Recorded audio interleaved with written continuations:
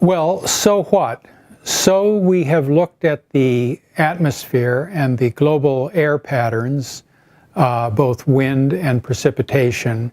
Now, what does this mean for the study of international relations? Well, let's consider four dimensions of international affairs that are directly impacted by the atmosphere. First of all, take the big picture. Where have we been in the last 500 years? This has been the era of globalization, the era in which European explorers and conquerors went out and integrated and knit together the international system. The typical picture of how this occurred is that Europeans went out and discovered new lands, such as Columbus discovering the Americas. But as this illustration shows, Columbus really didn't discover the New World. There were already people there waiting for him. And in fact, most of the land areas of the world were already occupied long before the 15th century when Europeans went out on their global quest. Only a few Pacific islands and the continent of Antarctica remained outside of human occupation. What Europeans really discovered was not new lands, but the wind patterns and the sea lanes that connected them.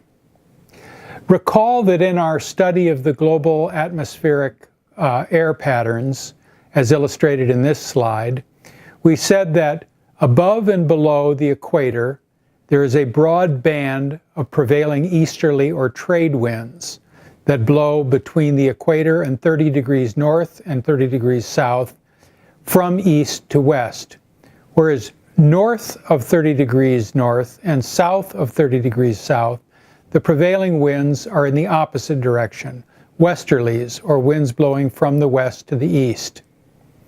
This fact was well known to Spanish and Portuguese sailors and navigators in the 15th century. And this slide illustrates the route that Columbus took on his 4 round trips between Spain and the New World. As you'll notice in this slide, he did not sail due west from Iberia, which would have taken him directly into the westerlies and into the headwinds.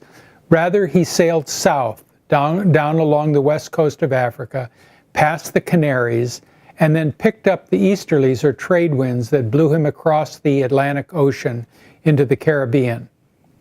Similarly, when he wanted to return home, he did not turn around and sail back into the teeth of the easterlies, but sailed north above the 30th parallel to pick up the prevailing westerly winds that blew him back to Spain. Columbus did not know all that we know about the physics that underlie global wind patterns, but he, along with his peers, knew the wind patterns, and knowledge of those wind patterns is what enabled them to circumnavigate the globe. Secondly, consider the effect of rainfall on contemporary international affairs. As this map of average annual precipitation around the globe illustrates, there are prevailing bands of wet and dry land. So, for example, when we study Africa, as illustrated in this slide, we will be particularly interested in where the rain falls and thus where the vegetation grows.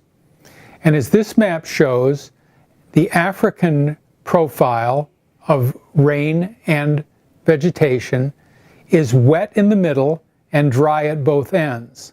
That is to say, the vegetation tapers from rainforest in Central Africa, then gradually declining until it reaches desert with very little vegetation in the north. So when we look at countries that lie along this transition belt between wet and dry, we will notice the impact it has on the politics of those countries. Take, for example, Sudan, illustrated here, a country with a very wet south and a very dry north. And as we will see, it is not surprising that that country in the recent years has broken up into a Sudan and a South Sudan, separate independent countries defined largely by their rainfall conditions. Thirdly, as we've already mentioned, the atmosphere brings about great natural disasters. And these natural disasters, such as floods, illustrated here, or droughts, can cause enormous destruction of life and property. And so international affairs in the 21st century has been very significantly shaped by the constant battle against natural disasters and the need for humanitarian relief, which is now a major part of the agenda of all the major countries in the world. Finally, at the end of this course, we will turn to one of the major changes in the atmosphere, known as global climate change or global warming. And we will be looking both at the impacts that global warming has on human habitation, as well as the connected international politics that the struggle against global warming has invited.